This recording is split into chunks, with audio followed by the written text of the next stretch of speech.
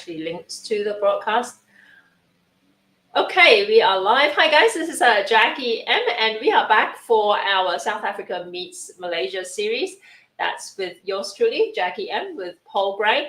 And don't forget to sign up at Malaysian-style.com/join today. The caveat being that we are actually having some issues with our email database. So sign up anyway, and you'll be hearing from us once we've fixed up the issues. But in the meantime, you may not hear from us right away. Okay. Okay, it's live on Malaysian Chefs. Let me just share out this broadcast to all our channels. And in the meantime, here's Paul Gray, our South African, and you can see Paul is a lot taller than me. Last week when we did our broadcast, we actually had Paul on a separate camera, but that got a little bit complicated, and also we're a little bit short on time today. But just give me a couple of minutes while I share this out, and we will. Let me just quickly hit refresh, make sure it's not showing up. My side it is. Okay, let me just open in new incognito Malaysian Chefs. No. Oh, it's okay on my side, but not your side. But cool. Okay. Anyway, let me no, that's better. Yeah. Okay, guys. Thanks for your patience. In the meantime, just say hello. Let us know where you're watching from, and we are going to announce a very special offer at the end of this broadcast. Okay, which hopefully will be a little bit shorter than last week's by virtue of the fact that we're actually very busy. We're packing to go on away on the weekend. Okay, let me have a quick look while we sort this out. While Paul goes and checks out why it's not showing up on our thingamajigger. But say hello, let us know where you're watching from, and don't forget to sign up malaysianchefs.com/join today while I share this out to people so they get to watch. Okay, 2 seconds. Here we go. Okay, Thermomix community live now. I'm gonna make sure I send the right link. Copy link address.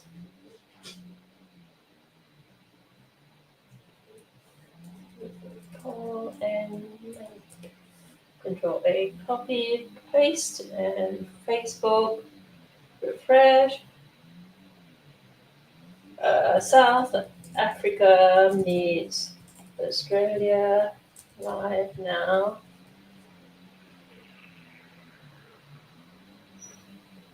Okay, this is showing a thingamajigger. I just want to make sure that we are live properly. Let me have a quick look on the other end. And if you get some feedback on screens, I'm sorry about that. That's okay. Okay, it says that we are live. Okay, here we go. Let me just hit next and share to groups. Click name. Okay, that should do it. Done. Post. Okay, so what's happening today? What we're doing is we first of all, the theme broadly is on lamb, but also for the people who don't actually eat lamb, we're actually going to do more than that. We're going to do some bakwa actually. If you don't know what bakwa is, I actually grew up knowing it as long yolk. Literally sounds like a wolf meat, okay? But if you know bakwa, you know bakwa. But anyway, what we're going to do is we're going to do lamb in 2 different ways. Paul's going to do it as a South African living in Australia. So when I say South African broadly, it's because obviously Paul is from South Africa, but also the fact that he's lived in Australia for 3 years now and he's been with me for longer than that.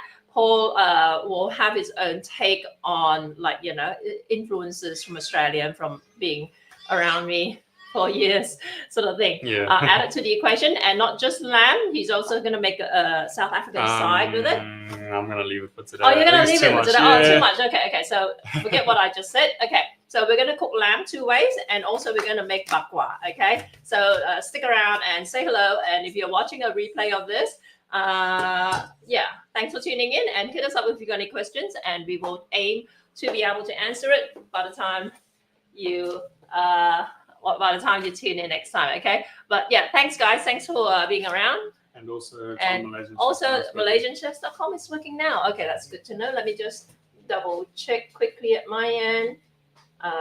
We just want to make sure that everything's okay. Yep, it does look like it's working now. But give me 2 seconds. Paul is, like I said, we bought a lamb, leg of lamb the other day, and we're splitting it into 2 ways of cooking it. Paul has gotten a head start with his because he wanted to sous vide it. I'll let him talk about what he did. What I'm going to do, very, very quick and easy with my lamb option, okay? I'm actually going to,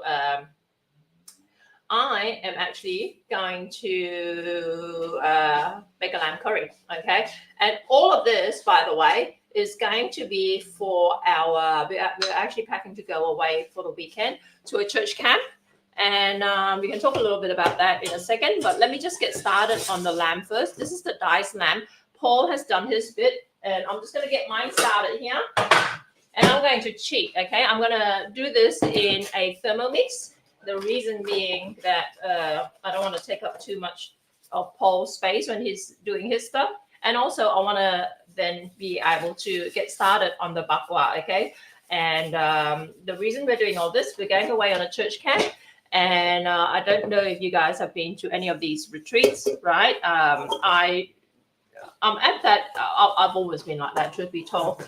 I want to eat well, you know. I don't want to, you know, I hear a lot about people eating just to, you know, satiate themselves and whatever. I'm not that sort of person. I want to eat well, and I get a little bit frustrated, especially with my fussy eating sort of side. I don't eat celery, and I definitely don't eat pork, and that limits my options, especially at church camps where the food invariably is generally very Anglo, right? Okay. And by the way, I'm doing this using my own brand of meat curry paste. This is lamb, and you can use this curry paste in any kind of protein, truth be told.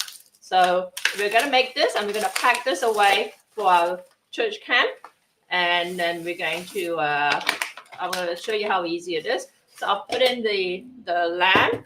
I'll put in the meat curry paste. And if you think the color looks a bit off, that's not me, all right? That's the webcam. We're having problems with the webcam. This does not actually look yellow. It actually looks orange from my end, just as an FYI. And what I'm going to add here is a little bit of water. And Boo, would you mind just getting the coconut cream from the fridge? How much do you need for this? Just bring the whole can, the whole pack. And I'm going to add some oil, okay? So obviously you can do this in different ways as well. You don't need a Thermomix, but the Thermomix is one option. You can also do this in the slow cooker. You can do this in the oven. You can do it on the stove top, okay? I'll just put in the coconut cream. I'll put all of it in there, okay? And like I said, if you stick around to the end, I'm going to announce a special deal on how you can get your hands on my homemade handcrafted dry curry paste kits. For those who, especially for those who are watching this particular broadcast, but it's only going to be time limited, okay? Because I don't want to have this, I don't want people contacting me like a week from now, 2 weeks from now saying, oh, I saw this, like, you know, whatever. Okay, here we go. So coconut cream, water, oil. Just going to cover this. And I'm just going to cook it in the Thermomix for 45 minutes, okay? At 120 degrees.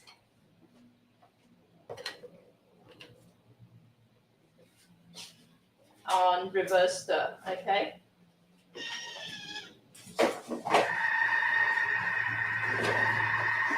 Okay, so that's off. At some point, I might actually open up the measuring cup lid so that it actually can evaporate a little bit. But in the meantime, let me get out of Paul's way, and he can tell you guys what he's doing. Actually, I'm trying to think now, because that's going to take 45 minutes. Maybe I should just make the chakalaka. Yeah. The only thing is, like, we've got none of the ingredients up, so yeah, it's up to you. No worries. Okay. Just want to see if there's any comments. Sure. Okay. So yeah, basically, I'm totally unprepared now. So what we're doing today is we are. Oh, there's the cameras. What I'm basically doing today is I'm going to do 2 things. and one of the things I'm going to do 2 ways. And so the first thing that we're going to do is we're going to prepare something called chakalaka, which is like a South African relish that goes usually with like braai food and those type like barbecue foods and stuff. You serve it with pap, which is like a maize meal porridge. And then on top of that, we are going to do... Oh, sorry, I'm going to do that in the Thermomix. So just to speed things up as well. And then the second thing we're going to do is, I think Jackie already said, we'll be cooking the... Actually, my head's been cut off. Sorry. No, I'm just not used to it. Yeah, so basically, I'm going to be cooking lamb, like grilled lamb, but 2 ways. I would like to do it on a barbecue, but it's not always the easiest thing to live stream and barbecue at the same time. It'd be a bit hard to get our stuff outside. One of these days, one of these weeks, I'll make sure to set everything up so that we can do it, because I think it'd be nice to see it in action. But what I'm just going to do is basically use I think it's a semi-cast iron pan. I don't know, because it's not exactly a Teflon pan. It does get a nice crust, because we're having a little bit of an issue with our cast iron pan that I haven't had time to look at yet. And the 2 things that I'm going to be doing, the 2 ways I'm going to be doing the lamb is basically, yeah, you should be able to see that now, is I made the lamb, or I prepped the lamb in 2 different ways. So basically, at the end of the day, I'm going to be reverse searing it, but I am doing it doing the oven part 2 different ways, neither of which is in the oven.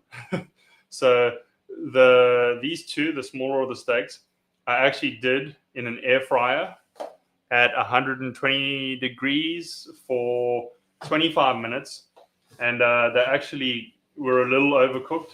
So I don't know if you remember what we spoke about last week, but basically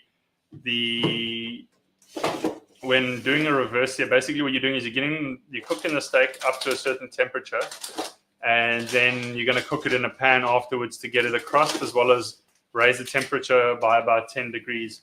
And so for a medium rare lamb, you basically want, I think, about 55 degrees when it comes out of the oven, or wherever you cooked it. But these were sitting a little closer to 60, so I'm worried that they're probably going to be like a medium. But it was because it was our first time trying the air fryer as a method, and I only decided to Google it afterwards, and I found out that air fryer is a lot quicker than an oven. So you live and you learn. And then on the your guys' left-hand side is the sous vide lamb. So basically, it wasn't thicker when I put them in, but because it retains the moisture, it's quite a bit thicker now. And it went in just the Thermomix's sous vide function, but it went in for 4 hours at 55 degrees. So basically trying to aim for the same temperature, but it didn't work out that way. And then what we're going to do is we're literally just going to heat them in a pan with a little bit of butter and a little bit of beef tallow, and do it about 60 seconds aside. We'll see how the crust forms, but I'm going to try hopefully not more than 60 seconds. Let it rest for 5 minutes, and it should be good to go. So that's the easy part. I'll come back to this once we've got everything else set up. Let me get going with the chakalaka, because I think it might take a little bit of time, and I have 0 ingredients ready. We were having tech troubles this morning. Yeah, we were having tech troubles this morning. And like I said, thanks for tuning in, guys. I've just posted a link to the recipe for bakwa that you can find on my website. So have a look in the comments section.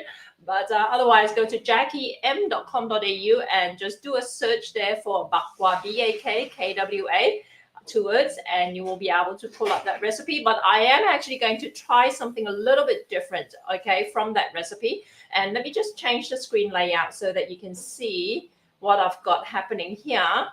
Okay, here we go. Overhead, front insert. That's the one I want. Okay, so this is my brand new, well, it was brand new last week, Kenwood dough mixer. And I didn't actually want to invest in a dough mixer, but I realized there were a number of like specific kneading tasks that can't actually be accomplished in the Thermomix, one of which is to make popiah skin, right? And I'm going to be teaching that to my Malaysian Hawker Pro students. And my previous dough mixer broke. I never replaced it until my student said she wanted to learn how to make popiah skin or popiah. And I make the skin from scratch back when I used to have my restaurant. So I actually had to go out and buy a dough mixer. And while I had the dough mixer, I figured, there are other stuff that even though the Thermomix has a kneading function, it can't actually do. So here we are. What I'm going to make to tie in with our theme of, would you mind just turning on that Thermomix? 45 minutes at 120 at reverse stir, so just reverse stir 0.5 or something. Sorry, I'm just talking off camera to Paul.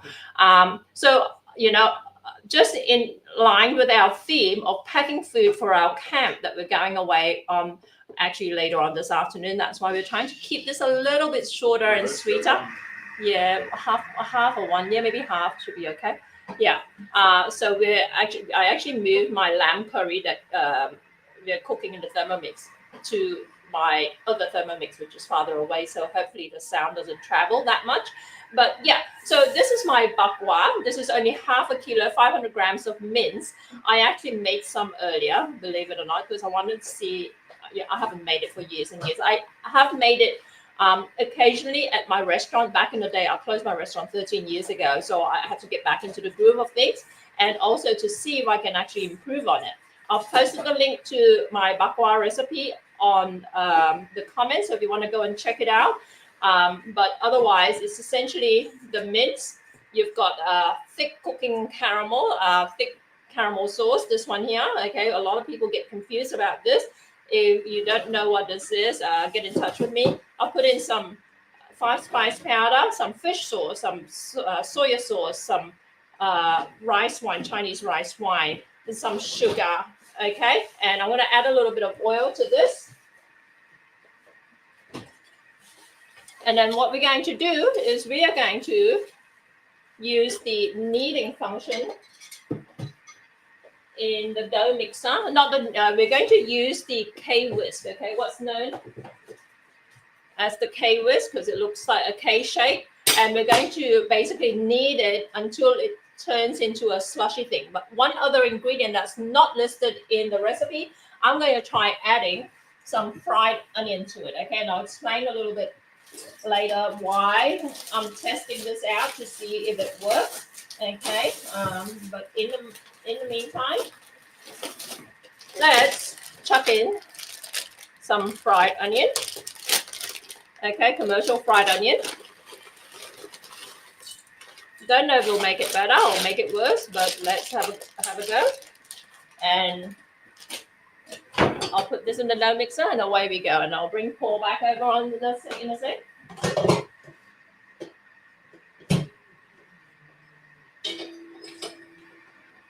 Yeah, I'm really doing this on the fly.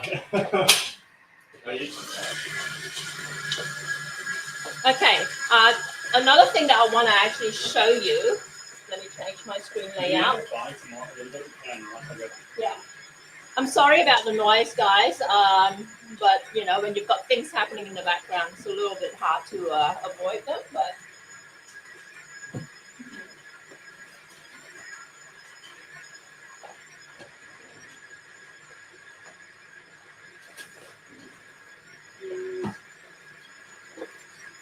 Okay, this is the product I want to show you for this session, okay?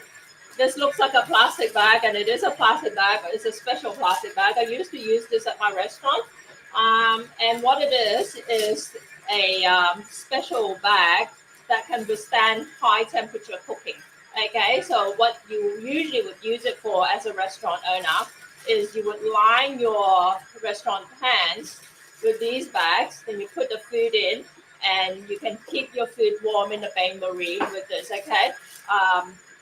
Or you can even cook your food in the bag in the oven, okay? Which I didn't really use that much for. I used it mostly to line my bain-maries. They are expensive because they can withstand high temperature, okay? So these bags will be able to withstand temperatures up to like over 200 degrees, okay? And they cost, like last time I bought it on Amazon, they cost about $1, just over $1 per bag, and you have to buy a bag of like 100, okay? I used to, like I said, I used to use this quite a fair bit at my restaurant. There are different varieties of these. The ones I got, because I didn't use them for cooking, I would get the ones that can withstand a temperature up to 105 degrees, and that was adequate for keeping your trays clean when you're warming up your food or keeping your food warm in a bain-marie, right? These ones are higher, like, have a higher tolerance, so they go up to over 200 degrees. And we're going to use this today for the bakwa that I'm making, okay? So in the meantime, the bakwa, the mincemeat, is basically kneading in my dough machine. And we want to knead it till it becomes like a kind of like a sticky texture, okay?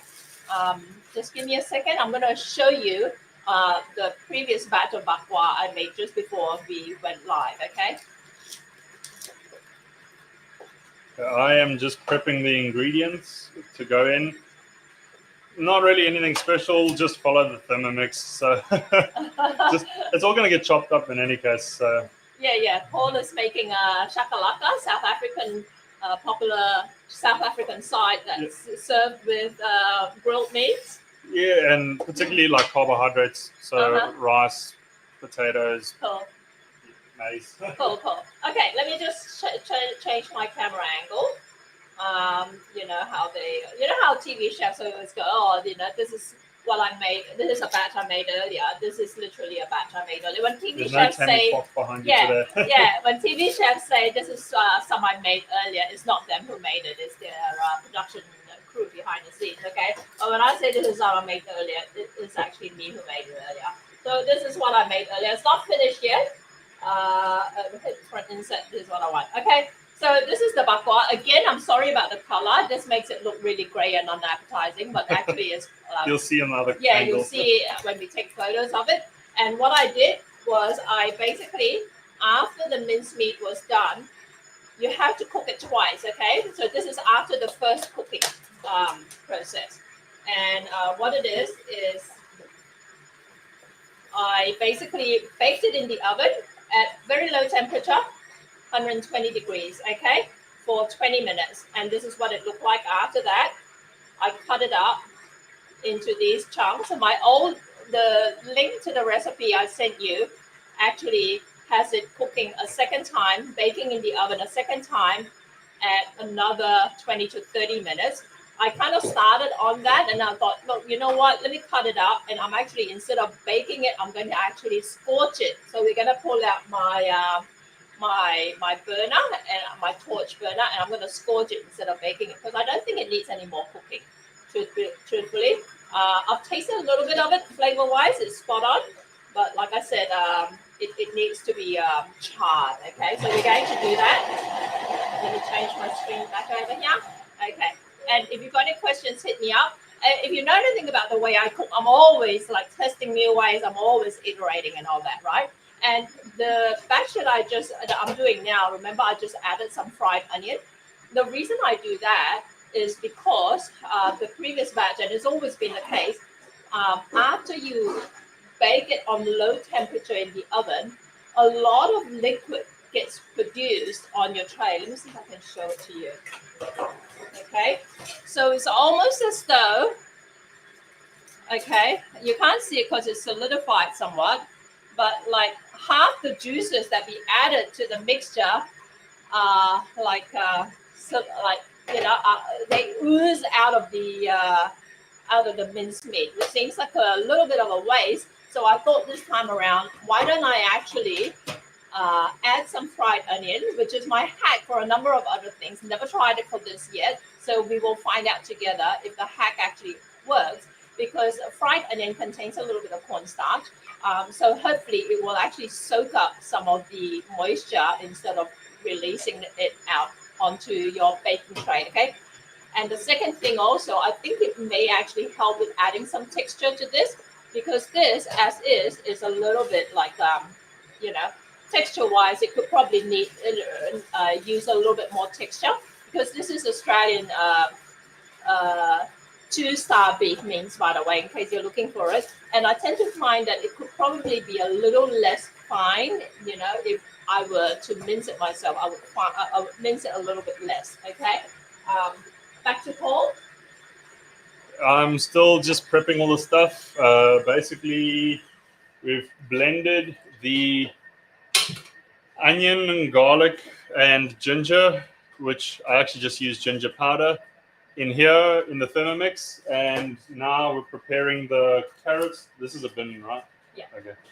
We're preparing the carrots and inverted commas capsicums and chili.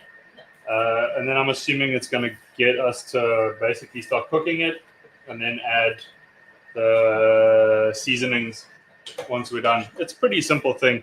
I kind of like sort of compare it to like sambal, the way that Malaysians have a sambal. You have like chakalaka.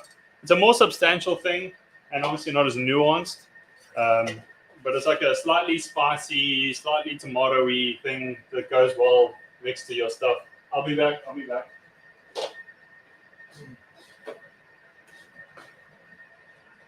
And so,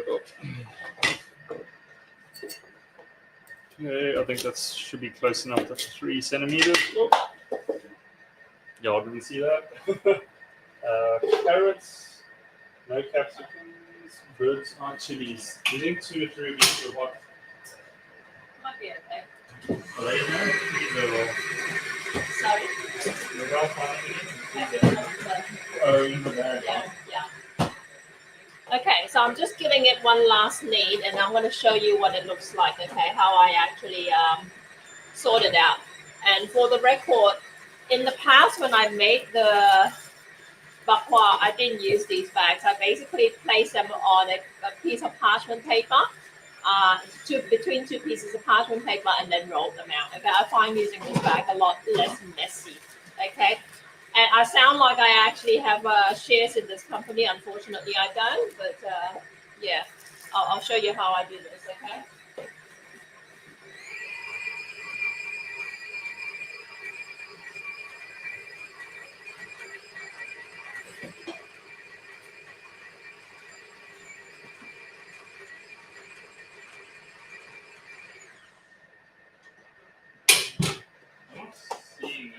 Let me. Okay, just give me a second. I think it's over there.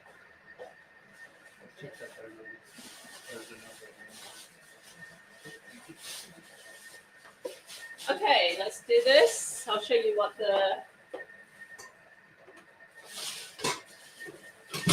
mince looks like now. Here we go. Let me change the screen layout. Over here. Insert. Okay.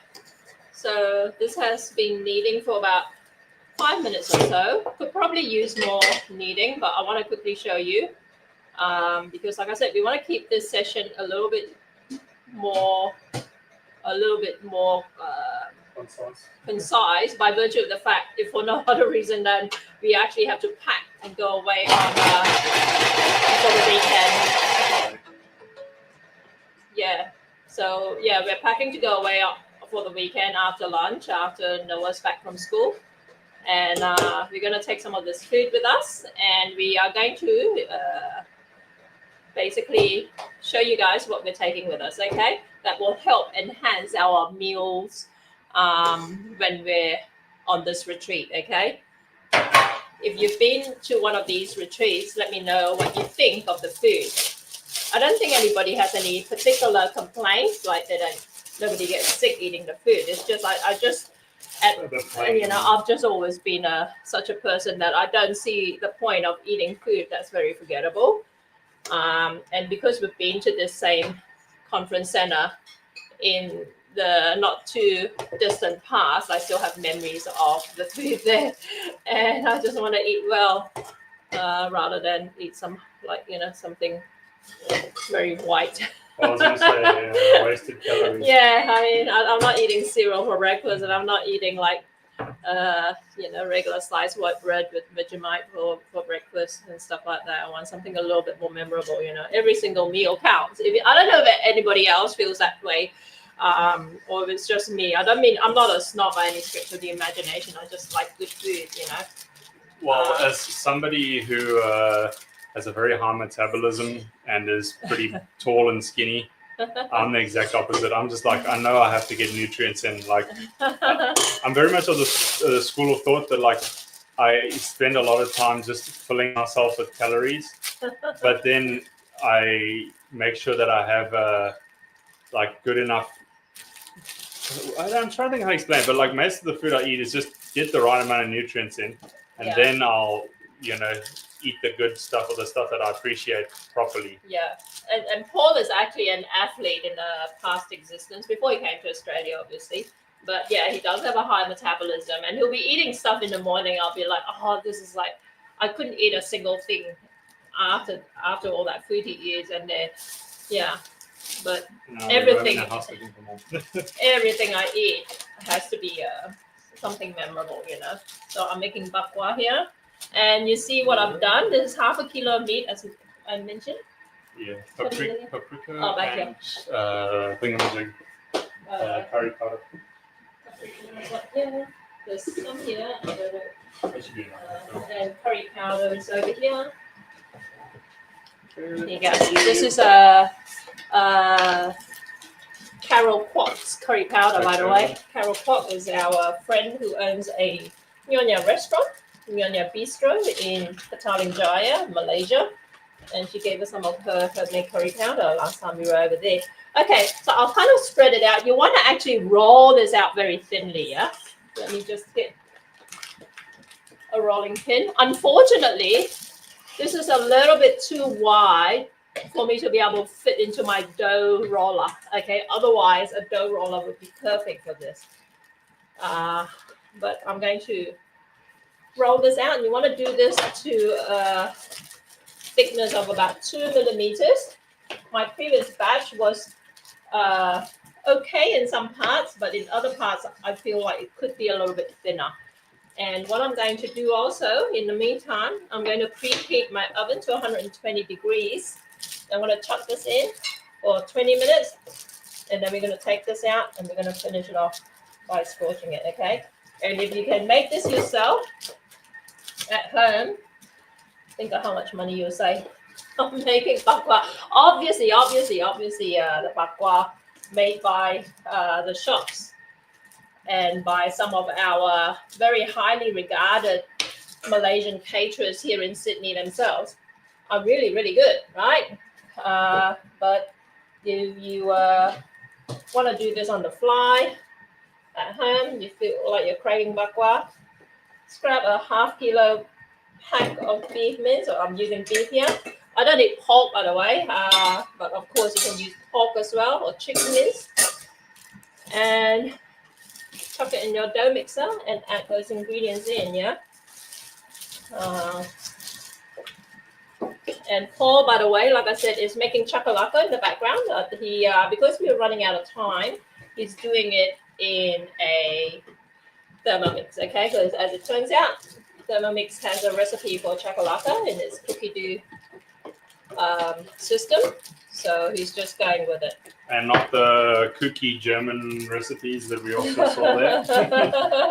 Yeah. I assume. I don't know. We didn't look at them. Maybe the Germans know an authentic way to make chocolate. Every recipe you do a search for on cookie dough invariably pulls up multiple versions of the same thing. And the way we usually decide which one to go with is by the number of reviews.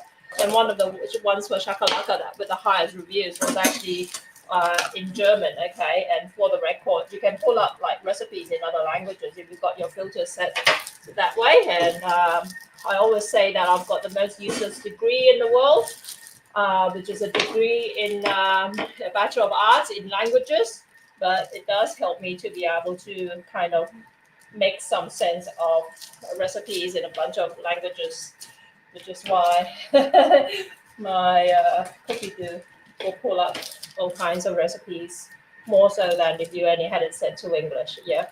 But of course, the Germans are known for lots of things, but I don't think cooking is one of them. No offense to the Germans watching here.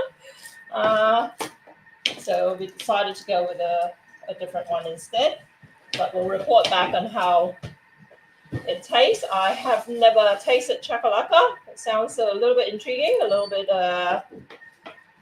Yeah, no comments until I get to try it. Okay, so you see what I've done here? I've basically spread this out completely thinly on the sheet here, which can withstand temperatures of up to just over 200 degrees, but I'm not even cooking it at that temperature. I'm cooking this at 120 degrees. Okay, if you don't have this bag, you can obviously, like I said, do what I used to do, put it between two parchment papers and whatnot. Okay, but I find doing it this way, which is my first time doing it today, to be a lot easier.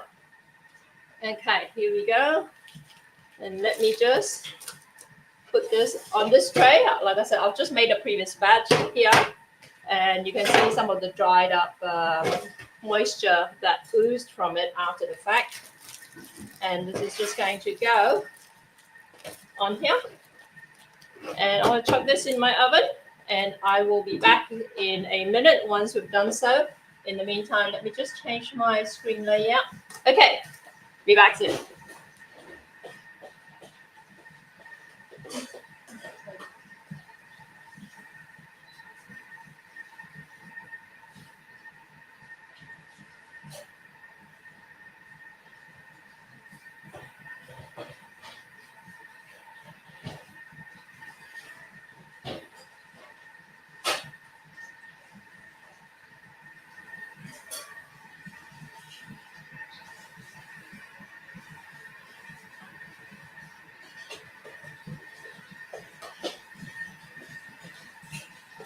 Okay, we are back, and thanks for sticking around, guys.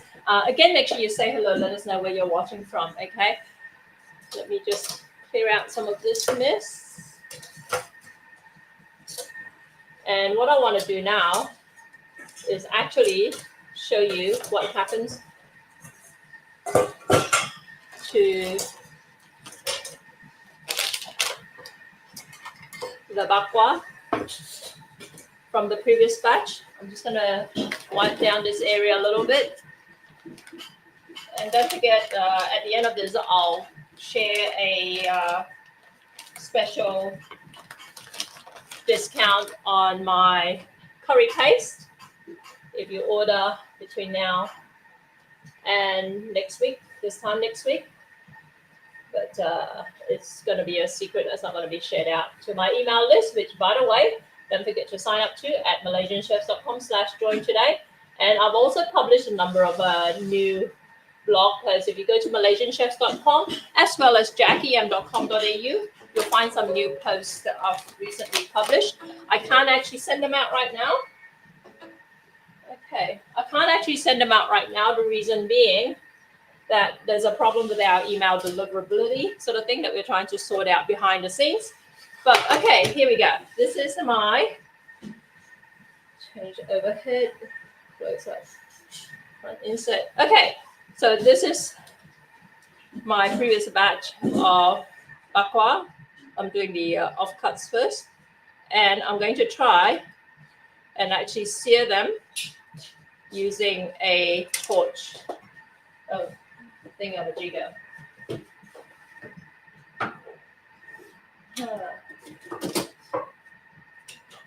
Behind the...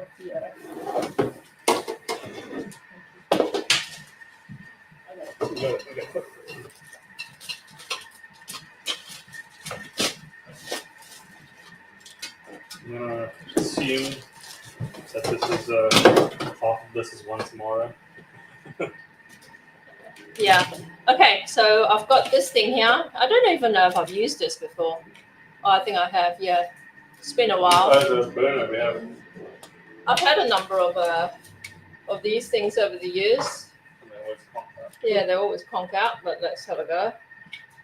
If this works, this will save us having to grill it in an oven. Okay, so let's turn this on.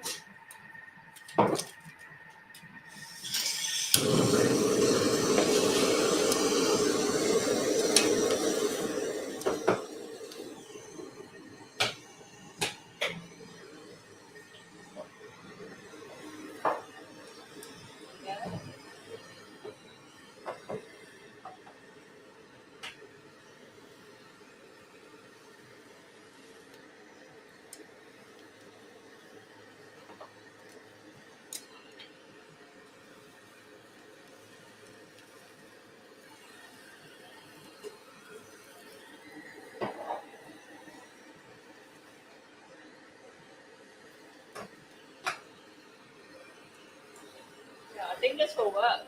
Okay, I'm just trying to scorch it a little bit more.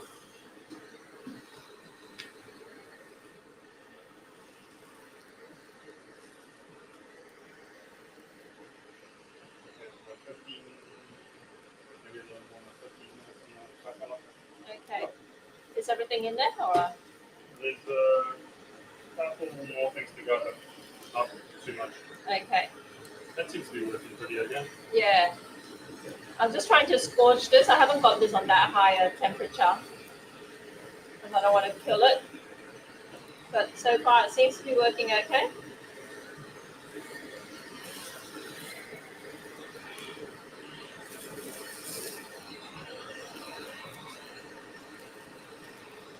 And of course, these bakwa will keep very, very well for our weekend trip. Keep. Yeah, that's assuming Paul doesn't eat it all up before we get there. I was going to say keep is a very thingy term. Yeah. Subjective term. So how's everyone's week been? Let us know in the comments. Ours has been pretty rough. Ours has been so rough, right? We thought we were going to have a chill week, finished off with a weekend away, but it has been a rough week on a number of fronts, some of which we won't mention because you don't want to talk about bathroom renovations during a cooking broadcast. But it's called life, you know, the usual kind of like dramas of life in terms of, yeah, let's just call it maintenance mode living. Not a big fan of it. But yeah, overnight I got a message that there's a problem with our email system, that no emails are going out until we fix it, and Paul's been frantically trying to fix it all morning. That's why we are a little bit disorganized in this broadcast, but we're still cooking, we're still going. So if you've just joined us, Paul and I are cooking lamb two ways, one with his South African touch and one with my Malaysian touch. My Malaysian touch is very, very simple. It's just using my own range of meat curry paste, and I've just thrown it all together, thrown the meat curry paste contents and the diced lamb, a little bit of water, some oil, and some coconut cream in a Thermomix, and it's cooking away for me. And in the meantime, Paul has sous vide his lamb slices, lamb pieces, after marinating it. I don't know if he told you guys what he marinated it in. And he's going to reverse sear it now. And then he's going to, and he's in the process of making chakalaka, which is apparently a very traditional South African kind of, he calls it like a kind of like a South African version of sambal, that's usually served as a side with grilled meats and with other stuff as well. So I've never ever tried it, don't know what to expect. And in between all that, I am making bakwa, which is a grilled meat slices that we're going to take with us to our weekend retreat that we're heading off to after this broadcast, after lunch. And also, which we're also taking a number of other things with us as well, food-wise, because we want to make sure that we don't come back with a really frustrating culinary experience. And I think we've got some ideas. If you've got any ideas on what you pack or what you like to pack when you go away, let us know in the comments, and I'll tell you what else we're packing as well. Okay, here we go. This should do it. Okay. Smells a little charred. You can't really see it here because the color of this webcam is a little bit stuck, but let me just change my layout. Widescreen front. Okay, here we go. Oh, that's not the right camera. Overhead. Overhead. Widescreen front. Okay, here you go. Sorry about that. That was an old screen. Okay, It looks like a very dark color here, and it kind of is, but it's got, you see the slightly red hue as well. It could look a lot redder. You buy it from the shop, it will usually look a lot redder, and that's actually from like coloring. Okay, I don't put coloring in my bakwa. That's why it doesn't look as visually compelling, but flavor is still there. Okay, here you go. It doesn't look quite as black as what you see on camera, but we'll take photos and share it with you guys on social media as well, and in the upcoming blog post. So in the meantime, this is my first batch of bakwa, 500 grams of it. I've got another 500 grams that's cooking in the oven now. Over to Paul. Let me get out of your way.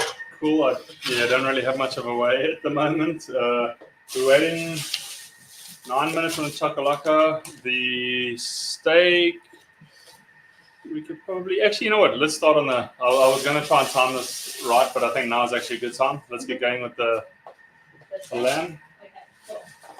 So let me put that over there. Let's just check.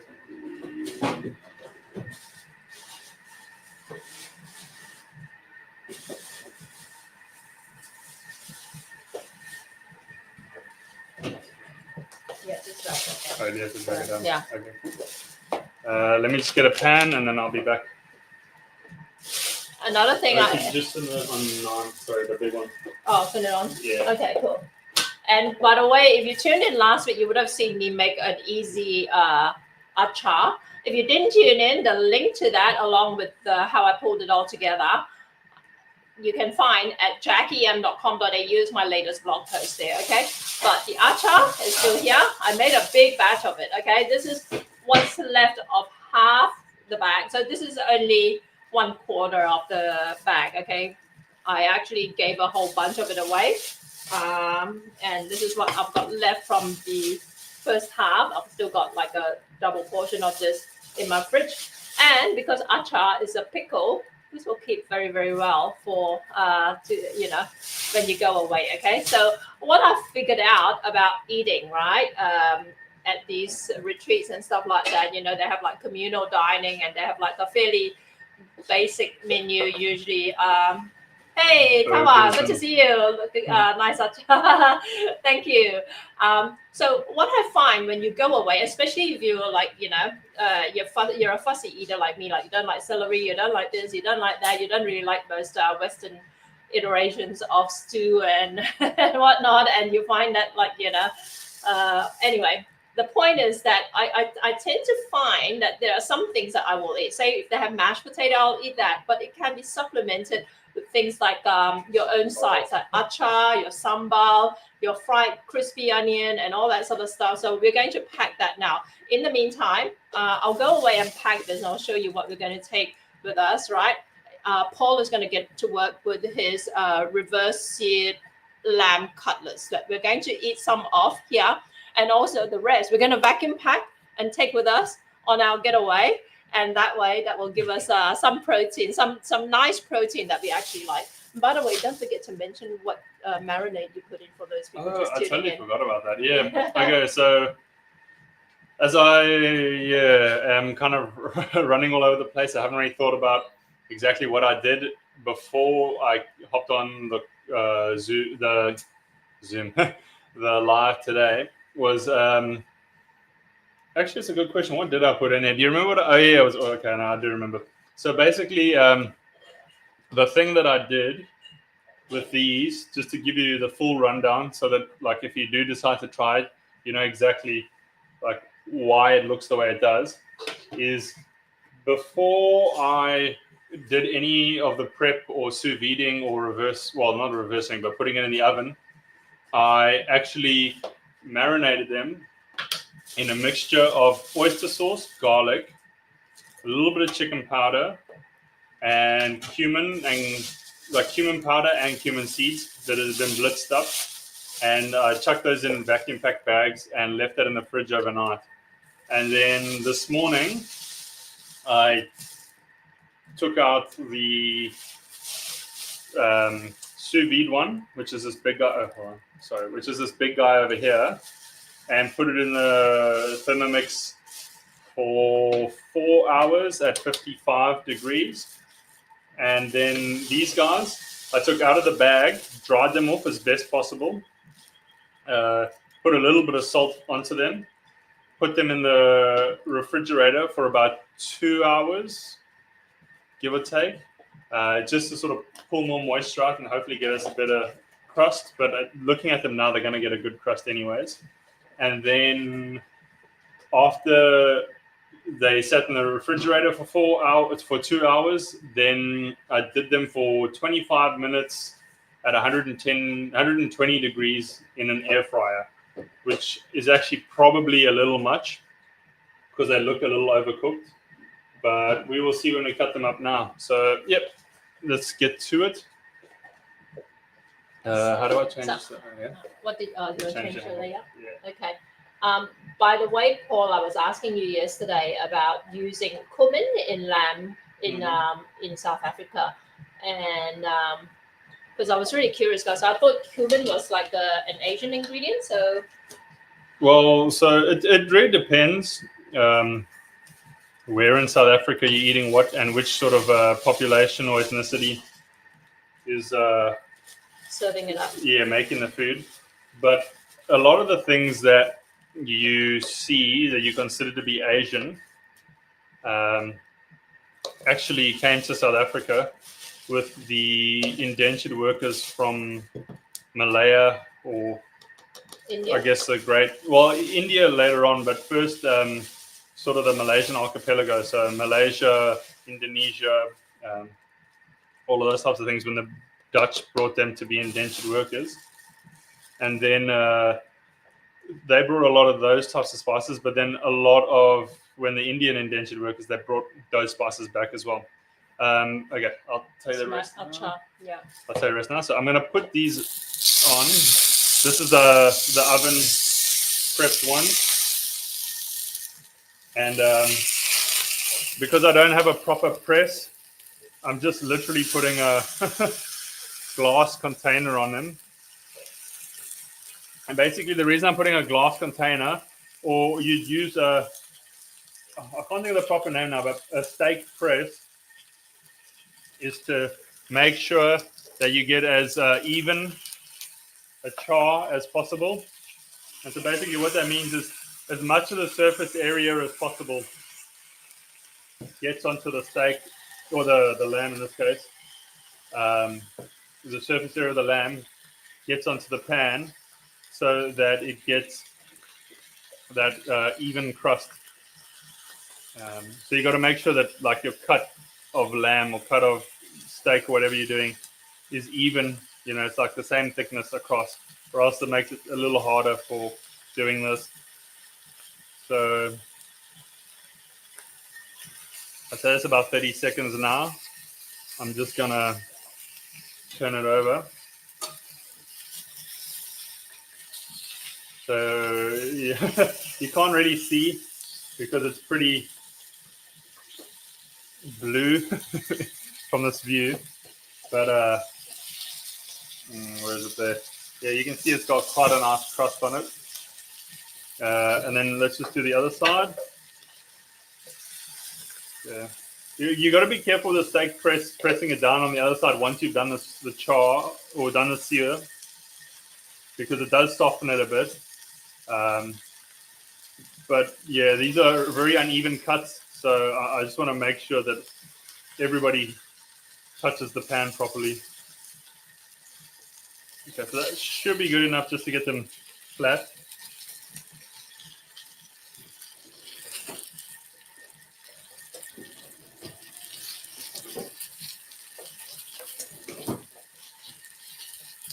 And sorry for being so quiet. I'm just totally unprepared, so I'm counting down the amount of time in my head, and it's hard to count and also talk at the same time.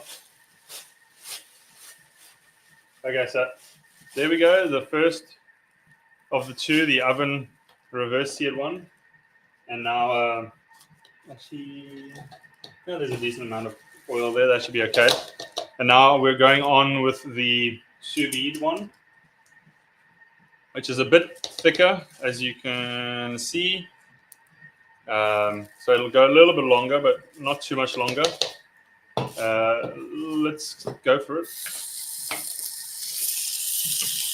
And just a bit of butter. So I try to add the butter as sort of late as possible, just so that we sort of the butter doesn't get too burnt.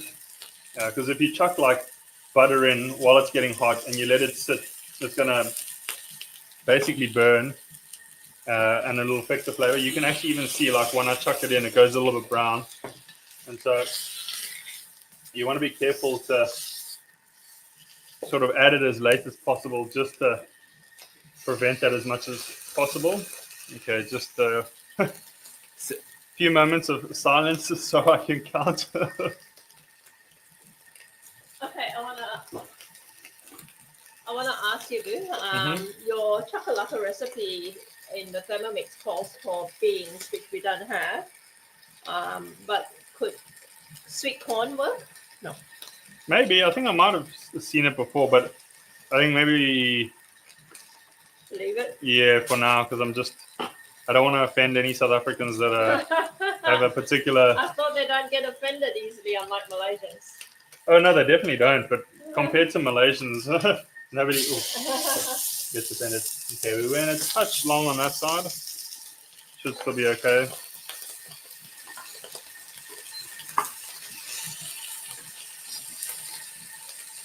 But if it doesn't need the beans, then it's done. Okay. Yeah. I'll show. You can show them what it looks like after that.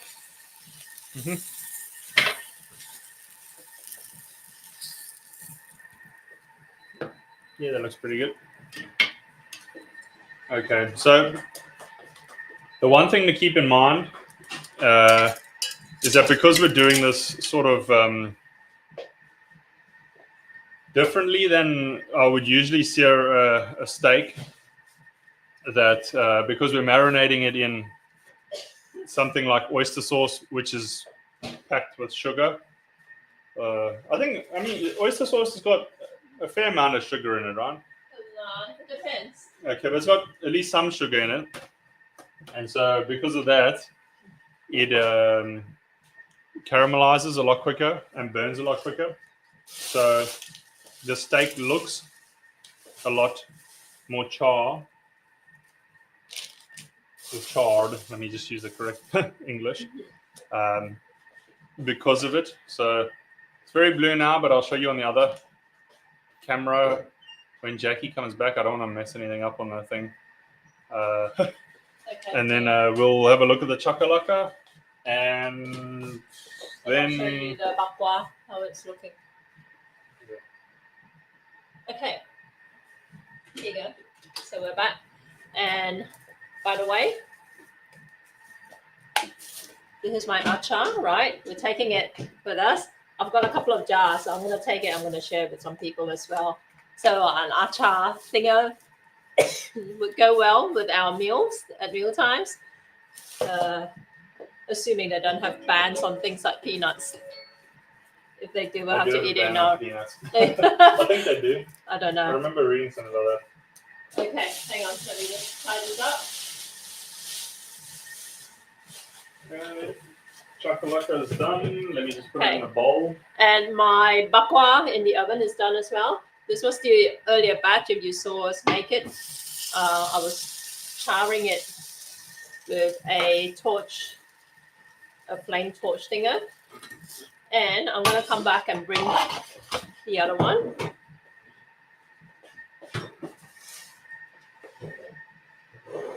Okay, so this is after 20 minutes in the oven, right? You saw me roll it out into a thin sheet.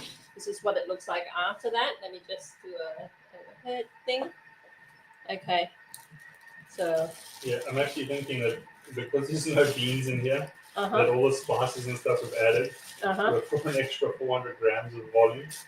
So now it's going to be extra strong flavored. I think so. That's okay. Yeah.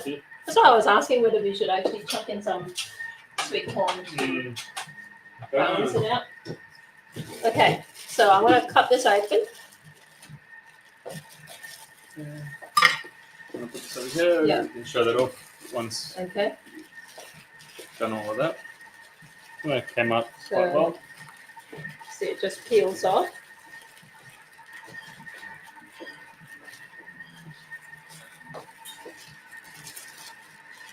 Okay. And over here. Okay, so it just rolls off the bag. And it does still produce a lot of juice. You see what I mean about the juice? Right? Okay. I've got to think of other ways because adding the fried onion clearly didn't actually help.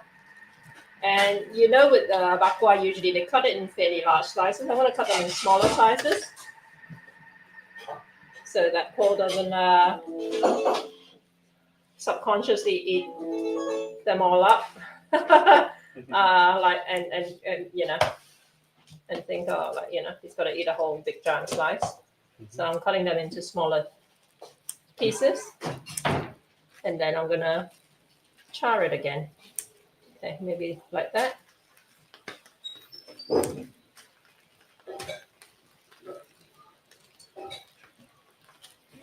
Okay. If you've ever made bakwa, let me know you know any special techniques you apply to this. As you can see, this is a quick and easy way of doing it. Just chuck all the ingredients in a dough mixer, knead it for like 5-10 minutes, and then roll it out into a flat sheet and bake it in the oven at 120 degrees for 20 minutes. And my previous instructions were to then crank it up to 180 degrees and bake it further. Okay, but this time I'm skipping that because I'm always thinking of ways to make things easier and faster. So let me just move this done batch over here. New batch here. And I'm going to grill these. You don't need to see me do it again, so I'll bring Paul back on camera to see what he's doing here. Okay. I was going to say, I'm ready to serve. Your lamb curry is also ready. Okay. So, Oh, yeah, you sure. Did you have a look at it? Yeah, it looks okay. Okay. I think. Again, I'll finish the peeling now. Throw this away. Yeah. Okay, here you go. That's my Thermomix cooked lamb curry after 45 minutes. And the color, the webcam does not do it justice color-wise, but texture-wise, perfectly cooked, right? It looks good. I didn't give it a feel, but yeah, it looks perfectly cooked. And I never ended up actually leaving the lid off at any point. Okay, yeah, it looks like it's perfectly cooked. Otherwise, if needs be, you can actually cook it a little bit longer. It's everything I do is very agar-agar. So this is like diced lamb, right? And taste the flavor. Okay, fine. Okay, Paul can hop back on to serve up his thingamajigger, and then I'll come back with how you can get a hold of my curry paste at a very reasonable special yeah, price. Okay. Okay, so I'm gonna just cut these up.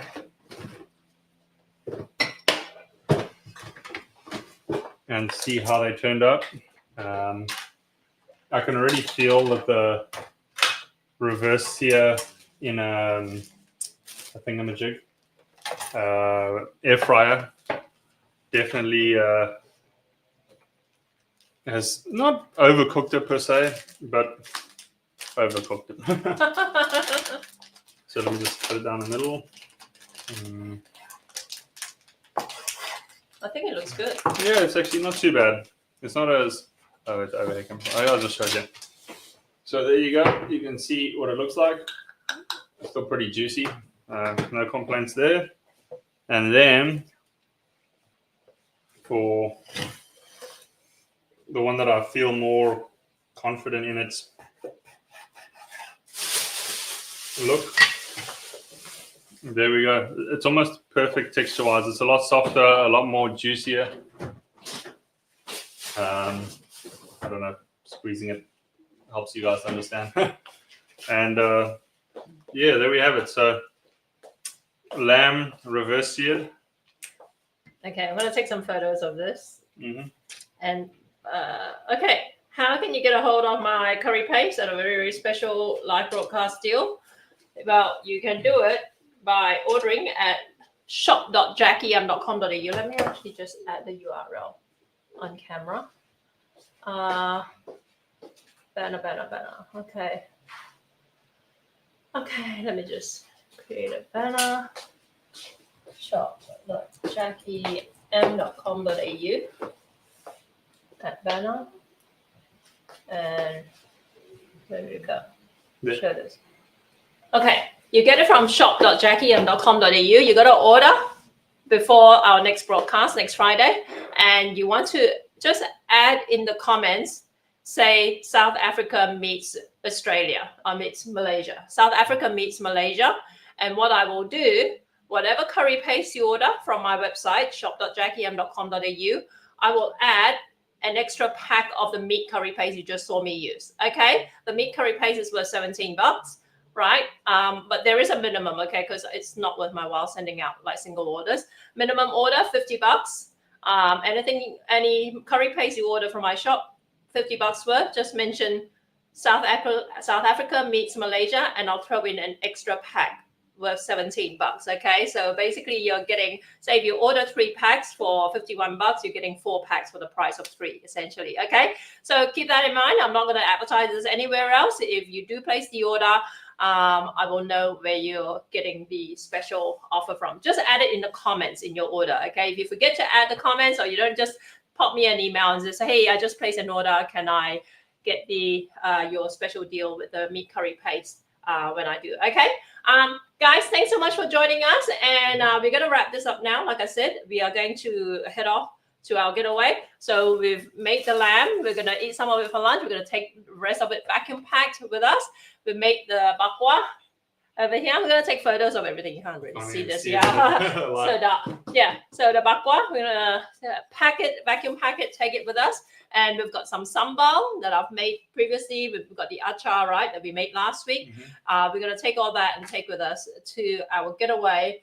And we'll probably actually go and shop for some like cooked prawns or whatever and stuff like that. Anyway, we'll figure it out. But we'll show you how we eat when we get away. And hopefully this retreat is going to be a lot more memorable for all the right reasons. Right, culinary reasons. Guys, thanks again so much for joining us. This is Jackie Yam from Malaysia, and Paul Gray from South Africa, both of us based in Sydney, Australia. And we'll see you in our next broadcast, all right? Thanks, guys. Thanks for tuning in. Ciao. Bye, everyone.